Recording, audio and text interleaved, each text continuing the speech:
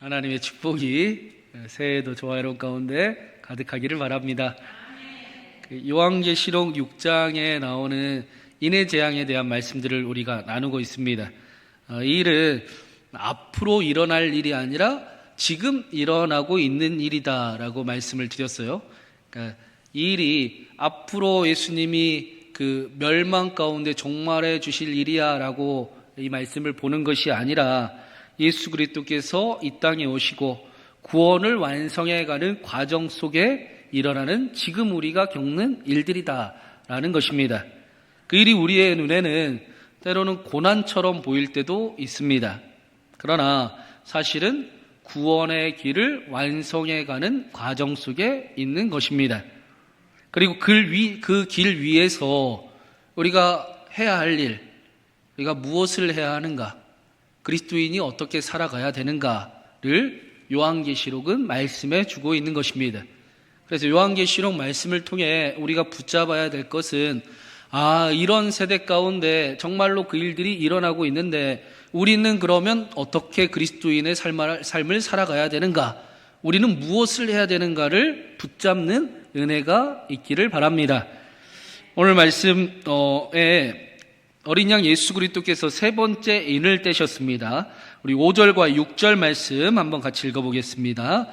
셋째 인을 떼실 때에 내가 들으니 셋째 생물이 말하되 오라 하기로 내가 보니 검은 말이 나오는데 그 탄 자가 손에 저울을 가졌더라. 내가 네 생물 사이로부터 나는 듯한 음성을 들으니 이르되 한 데나리온의 밀 한 대요 한 데나리온의 벌이 속대로다. 또 감람류와 포도주는 해치지 말라 하더라. 셋째 인을 떼니까 검은 말이 나타나고 검은 말을 탄 사람이 손에 저울을 들었습니다. 그리고는 사도 요한이 한 데나리온의 한 밀 한 대요 한 데나리온의 보리 석대로다.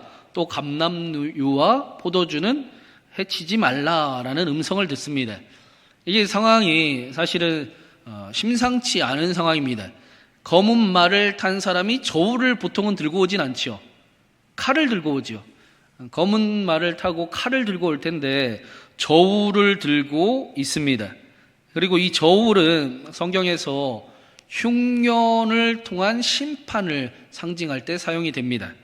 우리 에스겔서 4장 16절 17절 말씀도 한번 읽어보겠습니다. 에스겔서 앞에 PPT 한번 보면서 읽어볼게요. 주께서 또 나에게 말씀하셨다. 사람아, 내가 예루살렘에서 사람들이 의지하는 빵을 끊어버리겠다. 그들이 빵을 달아서 걱정에 쌓인 채 먹고 물을 데워서 벌벌 떨며 마실 것이다. 그들은 빵과 물이 부족하여 누구나 절망에 빠질 것이며 마침내 자기들의 죄악 속에서 말라 죽을 것이다. 제가 에스겔 말씀을 함께 읽어드린 이유는 그 요한계시록 말씀이 하늘에서 뚝 그때 떨어진 말씀이 아니라 이미 구약에 예언되어 있던 말씀임을 보여드리기 위해서 읽는 거예요. 이미 구약 성경의 에스겔을 통해 하나님께서 이 땅을 심판하실 때 저울을 통한 흉년을 통한 심판을 예고를 해 주셨었습니다. 오늘 말씀에서도 한 데나리온의 밀 한 대요 한 데나리온의 벌이 석대로다라고 요한에게 검은 말을 탄 자가 오고 음성이 들립니다. 그 한 데나리온은 성경에서 한 사람의 노동자의 하루 품삯이에요.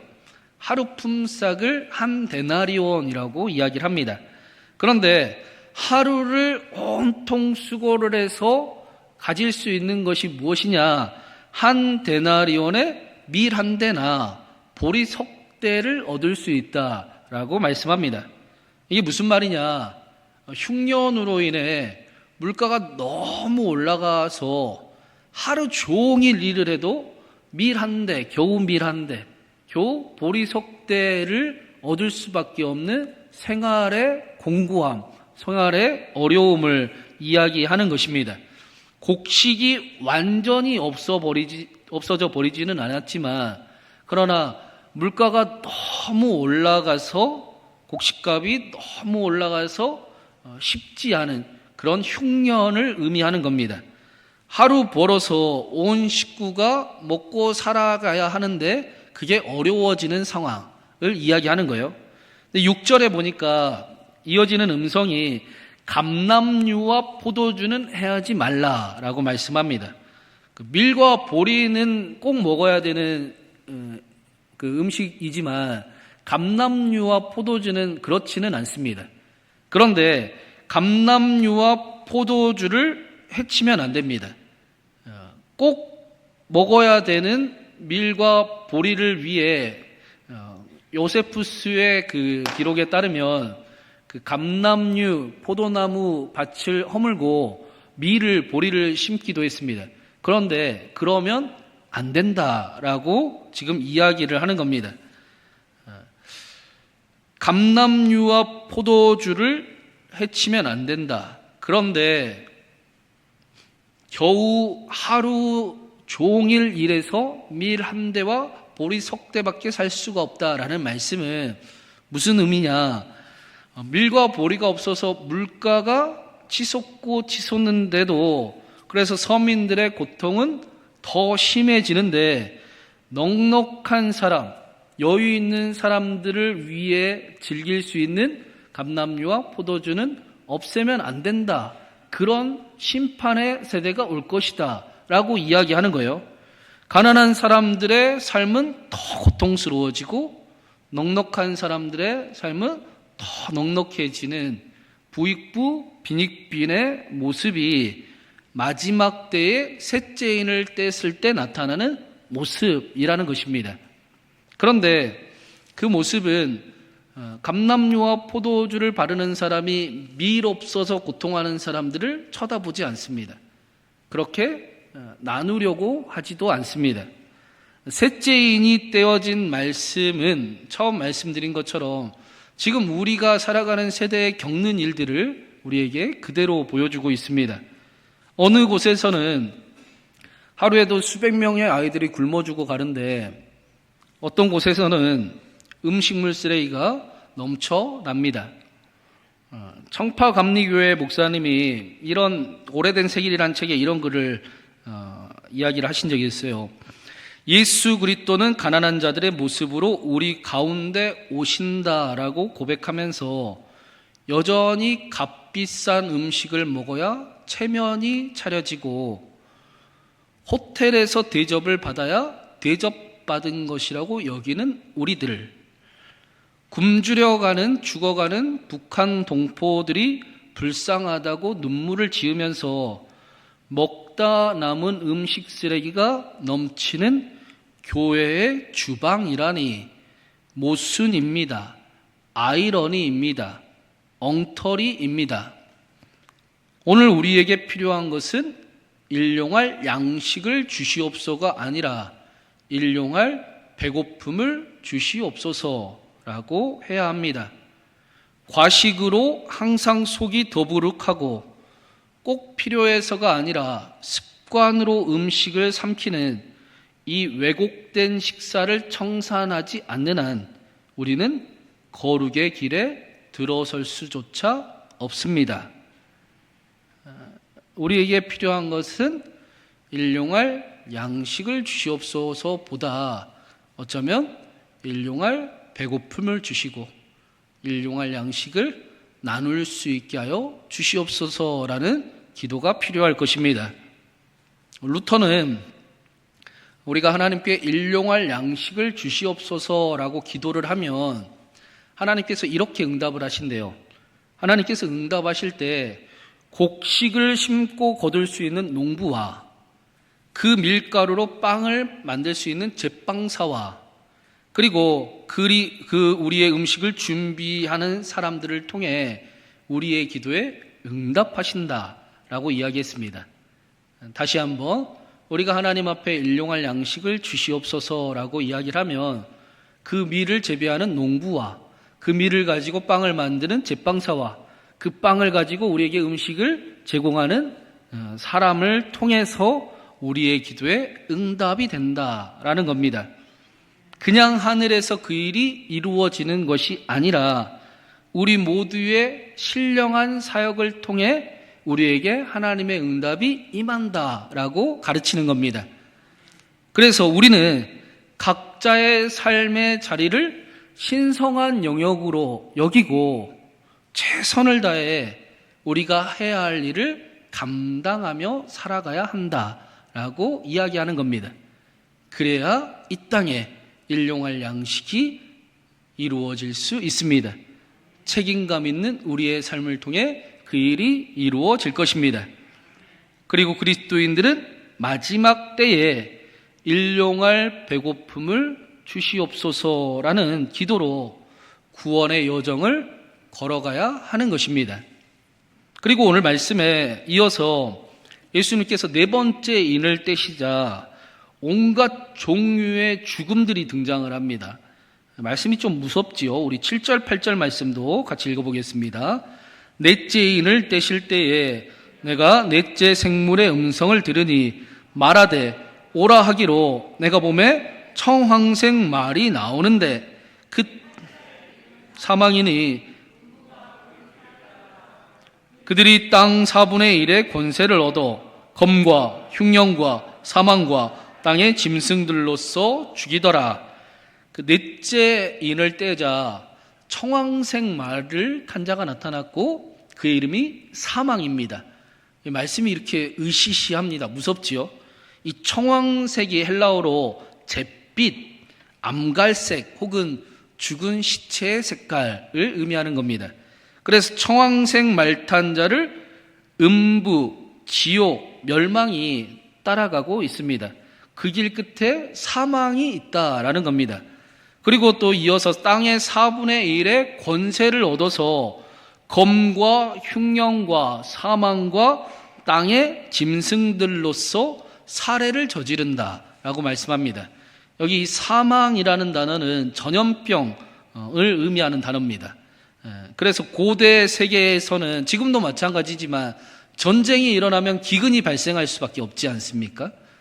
전쟁이 일어나면 그 밭일 농사를 지어야 될 사람들이 징집이 되기 때문에 농사를 지을 수가 없는 거예요. 땅이 다 버립니다.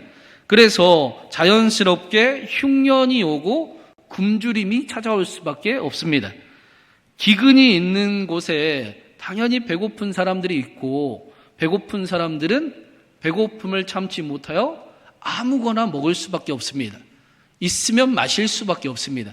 그러니 질병이 나타나고 전염병이 돌 수밖에 없습니다. 전염병이 나더라 더 경작할 사람이 없어진 그 버려진 땅에는 짐승들만 남게 됩니다.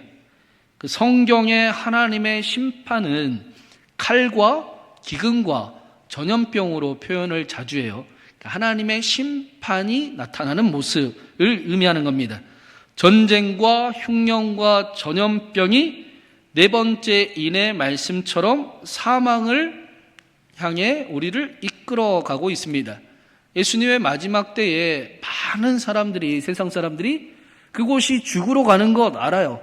아, 이렇게 가면 망하겠구나, 이렇게 가면 큰일 나겠구나, 이렇게 가면 안 되는데 알지만 모두가 불나방처럼 그래도 나는 괜찮겠지, 나는 괜찮을 거야 하며 사망을 향해 모두가 달려가고 있다는 것입니다.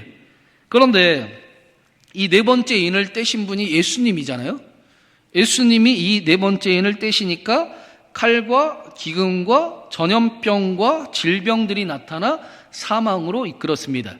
그래서 이거를 하나님이 하신 심판으로 이해를 하는 사람들이 있어요. 그런데 조금 더 솔직하게 생각을 해보면, 여러분, 전쟁은 하나님이 일으키시는 건가요? 사람이 일으키는 건가요? 사람이 욕심 때문에 싸우는 거잖아요. 크고 작은 전쟁들이 우리 안에 있는데, 우리 안에 있는 전쟁도, 작은 전쟁들도 욕심 때문에 사실은 일어나는 게 맞습니다. 기근 역시 하나님이 주신 것이 아니라 나누면 되잖아요. 조금 나누면서 아끼면서 덜 먹고 그렇게 살아가면 되는 이 세대에, 요즘에는 먹는 건 남는다고 하잖아요. 또 앞으로 식량 문제가 심각해질 거라고 이야기는 하지만, 그러나 기근 역시 하나님이 주신 게 아니라 넘쳐도 굶은 사람들이 나타나는 그 일들을 심판이라고 이야기하는 겁니다. 인간의 욕심과 탐욕으로 인해서입니다. 자연이 파괴되는 것도 마찬가지이고 이상기후가 나타나는 것도 사실은 마찬가지입니다. 전염병도 마찬가지였습니다. 그런데 예수님이 이 인을 떼셨다라는 것은 예수님이 그 일을 일으키셨다라는 것이 아니라 예수님이 그 일과 함께하고 계신다라는 거예요. 그 사건 속에 예수님이 함께하고 계십니다. 우리도 그 사건들 속에 함께하고 있습니다. 사람들은 모두가 자신이 잘 살고 지혜롭게 산다고 생각하지만 그러나 멈추지 않는 욕심으로 인해서 결국에는 멸망하는 길로 다 달려가고 있습니다. 그게 인간의 모습이라고 성경 역시도 이야기를 합니다. 수많은 전쟁을 일으키고 가난한 자는 더 가난해지고 부한 자는 더 부해지는 세상을 만들어 갑니다. 그리고 그 세상은 분명히 죽음을 향해 멸망을 향해 함께 무너지는 세상을 향해 나아가고 있습니다. 이 길 위에 그리스도인도 똑같이 서 있다라는 거예요. 마찬가지로 우리도 똑같이 서 있습니다. 그래서 우리들 역시도 수많은 전쟁들을 경험을 하고 전염병을 통과해야 하고 기근을 통과해야 되고 경제적인 일들로 고민해야 하는 세대를 살아갑니다. 힘겨울 때도 있습니다. 그러나 그리스도인들이 다른 점은 그 길이 사망을 향해 가고 있음을 알고 있다라는 것입니다. 그 길의 끝이 멸망임을 알고 있다라는 것입니다. 그래서 그리스도인들은 그 길을 향해 걸어가지 않고 돌이키고자 합니다. 예배 때마다 돌이키고자 합니다. 우리의 마음이 세상을 향하고 있던 그 마음이 하나님께로 향하는 일들을 예배 때마다 우리는 경험을 합니다. 그렇죠? 네. 자신뿐만 아니라 자신의 가정과 삶의 자리와 사랑하는 이들이 자신의 사랑하는 사람들이 생명의 길로 돌이키기를 원하는 삶을 살아갑니다. 그리고 그 길에 예수님이 함께 계시면서 이겼다. 우리 성도 이겼다. 이긴 싸움 나와 함께 살아보자 라고 말씀하고 계시는 것입니다. 우리가 해야 될 일을 알아야 된다 했습니다. 요한계시록은 하나님의 구원의 완성의 길 가운데 우리가 겪는 일들을 말씀해 주고 그 일들 속에 우리가 무엇을 해야 되는지를 말씀해 주는 책이다라고 말씀을 드렸습니다. 우리는 분명히 혼란이 가득하고 어려움이 가득한 세대를 살아가고 있습니다.